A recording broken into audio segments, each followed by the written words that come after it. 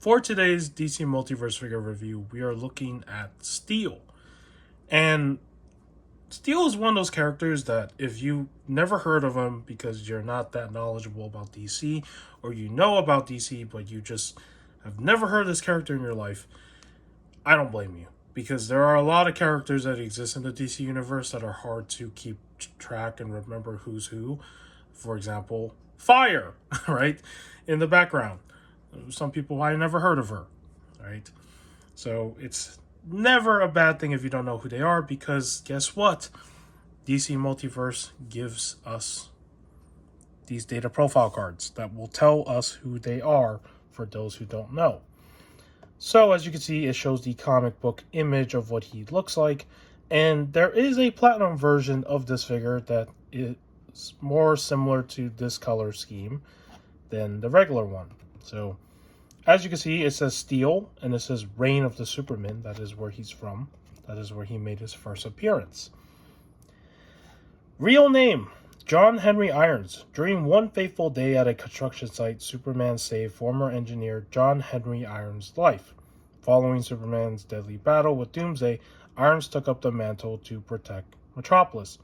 Using his technical expertise, Irons constructed a power-armored suit adorned with the iconic S-shield as a tribute. John Henry's armor granted him super strength and flight. Irons also developed a weaponized self-propelled hammer in honor of John Henry's American folk hero namesake. After Superman's return, Irons continued his work on two fronts, aiding the world through technology with his company Steelworks and protecting the skies of Metropolis as Steel. So basically, he's just one of the people who felt that with Superman's death, someone had to take over, being the protector of Metropolis, right, from other threats to come after Doomsday.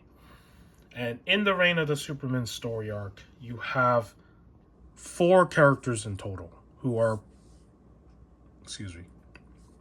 basically competing to basically prove that they are the next Superman, right? They don't work together. They clash with one another because they all are trying to fight for the mantle of Superman. And in this storyline, Steel is one of those characters. And then this is a story that introduces Cyborg Superman, right? Another iconic villain that exists in the Superman mythos. And then you also have Eradicator, who is basically the robot that is protecting Superman's body while he's recuperating from his injuries from the Doomsday battle. And then you have Connor Kent Superboy, who is essentially a clone of Superman that was created by Lex Luthor.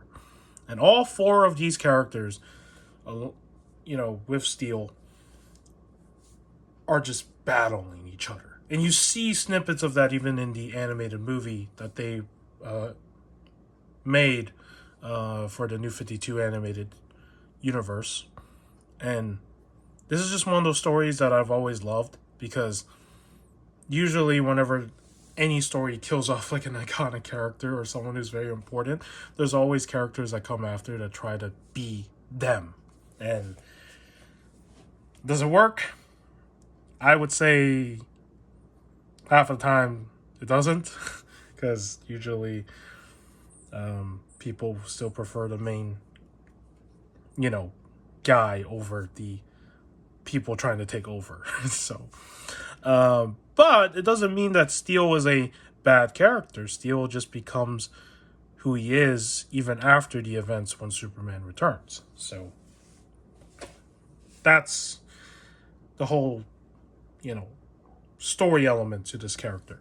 And he's also made other appearances. I mean, if you've watched the Superman and Lois TV show on CW, you would also see this character. Except the difference in that one is that John Henry Irons is from like a whole different Earth where Superman's evil. So, yeah, they changed his lore and his, the iterations of his characters like many times. So but I believe the one that this version, right, this data info on who he is, this is the actual Steel. right? The one that's from Prime Earth, as we probably would call it. So, with that said, let's look at the figure, right? Finally. I would have to say that this figure is... It's good in sculpt. I'll give it that. Like, one thing I like about this figure still is the fact that the sculpting is just good. Like, I think if you needed to make a steel figure that could, like, stand on your shelf, this is probably how he would look like. Right? But the disappointing thing about this figure and the art is just that, just imagine if we got this. Right? If it was remotely close to this, it would have been amazing if the sculpted parts on this figure were pretty close to that, but it's not. And this is where one of my kind of worst fears have come to life. So when this figure was announced back in one of the winter showcases, we only saw like snippets of what it looked like. We didn't see the full body. We didn't see the full anything. And now seeing it in hand, one thing that ruins this figure the most is probably the paint. Because instead of trying to do what the source material did by kind of having contrast between the colors on the body to the colors of like some of the armor parts, they painted this figure in like one type of color that's just throughout the whole entire body. And this is kind of bad because from a distance, when you look at it, it just looks like the same color. There's no difference, right? But of course, they try to break it up by adding like these like you can see like these blue stuff on it. I don't know what that's supposed to be, but it's on the figure. And you can see they painted it on the stomach area as well.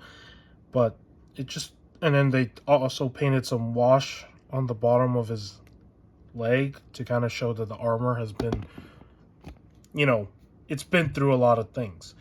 If they were trying to go for that less like shiny look and more of like a rusted look, yeah, it would have worked. But still, I think the glossiness of the plastic that exists, or not the plastic, just the glossiness of this paint makes it look more like dull plastic than actual metal.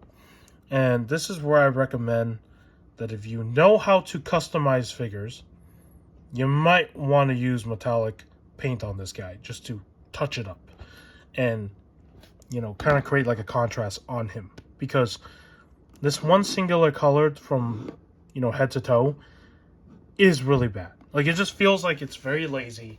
It felt like they didn't even bother to like put in any like tiny effort into making him at least like have like contrast with the paint on his body, and then they just called it a day.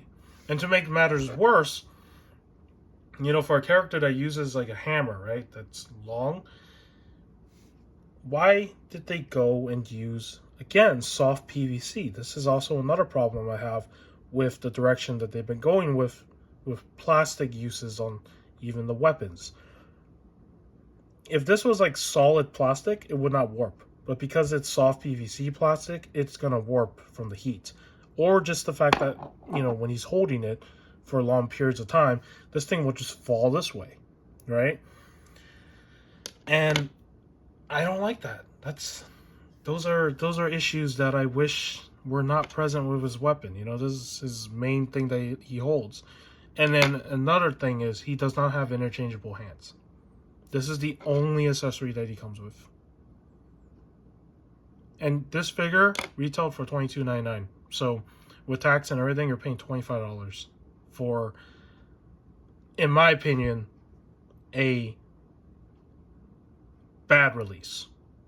I would not recommend picking up this figure at all until it's like on clearance or something. Because if you needed a steel figure, this is not the one. I mean, it needs work. Let's just put it that way. And then this isn't even just the, you know, the other issue. Like, this is just the paint by itself that makes it look bland, right? It looks like just one, you know, generic color without much breakup. And then They try to kind of give it that breakup, but then you see that from a distance, you can't even tell that the blue is on there, right? The only thing that's painted nicely on this figure is that S shield, and then these faded white parts on the belt, and the gauntlet on this hand. That's it. Everything else is just one color. Even the head, no matter how good that sculpt is, again, that paint could be metallic, right? So, I don't know. That's kind of been one of my like main problems with this figure, is just how little there is to the paint on it. And I will do something to this. I will paint this figure probably with the markers just to see if anything changes on it. But right now, as it is, yeah, it is not a good looking painted figure. And I don't want to sound negative, I really don't. But at the same time, if you compare the way that this figure is painted to the Mafex version, it's like a night and day difference. It's like, why couldn't this have been close to that, you know? I get it. It's a $20, $25 figure. It's not going to look good, right? But for a DC Multiverse line like this, if you've collected this line, you would have seen other releases for the same price that are better than this, right? And it's crazy that there are some figures that, you know, aren't even well-known characters that are painted better than the Steel figure. So this goes into that whole thing where certain releases are good and certain releases are bad. And this was one of the ones that I feel like was affected by something behind the scenes. Because when it was revealed, you know, it didn't come out right away. There was no pre-order like a week or two or a month, you know, after the initial reveal. It went on for like a good amount of months without even like, to the point where people forgot that this figure was even revealed or announced to come out. So I don't know what the heck happened in production. Now, for articulation, I'm going to start with the legs because this is something that I do want to show right away. And I will show this with two different figures just to point out this problem that exists on this figure. So let me bring in good old Lex Luthor in here. So Lex Luthor, when he came out, introduced the whole soft waist PVC thing, right? That they tend to use on a lot of their figures. Now, this Luthor just has a really good kick to it, right? Because of the PVC they used on this. And in some of my other figure reviews, when you see the soft PVC, sometimes they don't cut out enough room, so it doesn't allow the legs to kick out too, like, crazy. And then you have this guy, where instead of giving them soft PVC, they went backwards. This waist piece is hard. It is the hardest plastic I've ever felt from a DC Multiverse figure in a long time. Like, I'm not even trying to make that a joke, but basically what I'm saying is that because it's so thick, right? The plastic is not even soft. It doesn't even feel like soft plastic. That's all you can do. You cannot kick out with this guy at all. You can barely kick his legs out at all. Like, any more force, you might actually break this figure. And weirdly, because, you know, you would think like, oh, he can't even kick out. Excuse me. He can do the splits, though. Like, oddly, he can freaking do the splits. And this is another thing that I'm like, wait a minute. What is happening here with this articulation area? Why did they choose to use something like this when they know that they've been using soft PVC on the waist pieces for years now? Like, ever since this Luthor introduced this whole soft PVC thing into the line, they changed the way they were doing things.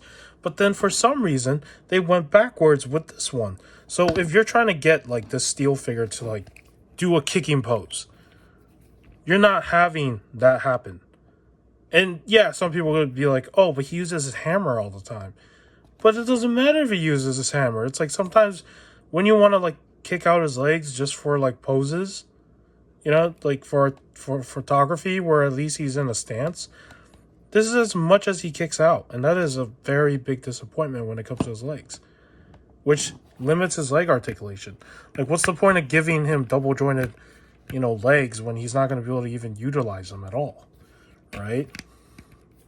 And then on top of that, you know, he does have kind of like the cyborg style legs down here, right?